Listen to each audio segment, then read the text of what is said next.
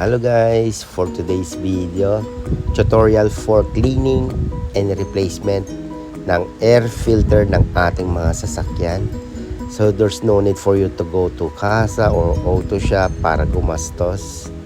So first step natin, tanggalin lang natin yung compartment box. So side by side may nakahook lang dyan, dahan-dahan lang na tanggalin natin. So yun, basic lang. Bilis lang natin tanggalin yung compartment box. Pagkatapos makikita na natin dyan yung lalagyanan ng cabin filter or air filter. So dun sa right upper may pipindutin lang kayo, then makukuha nyo na yung air filter natin.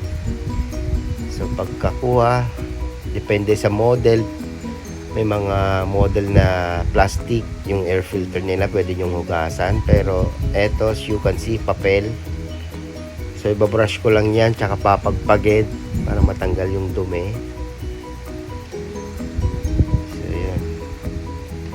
So pwede pa yan, hindi pa naman masyadong luma or madumi. So lilinisan ko lang gamit ang toothbrush. Use toothbrush po yan. Pagkatapos niyan, pwede na nating ibalik yung air filter. Kung tandaan nyo guys, kung paano nyo kinuha, ganun nyo din ibabalik. So may mababasa kayo dyan na rear or sa front ba ilalagay yung air filter natin. Huwag kayong malito guys. So yun, pagkabalik, balik din natin yung takip. So yun, ganun lang din, basic lang, di ba? Kaysa gumastos pa kayo, ilalagay nyo lang din yan.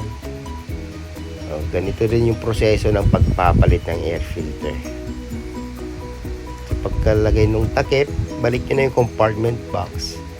So sa paglalagay ng pagbabalik ng compartment box, sa ilalim nyo umpisahan.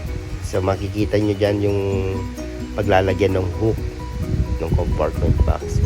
Tulak nyo lang pababa, then tulak nyo forward yung compartment box. Then yan, tapos na. Basic, di ba? Thank you for watching guys. Sana nakatulong.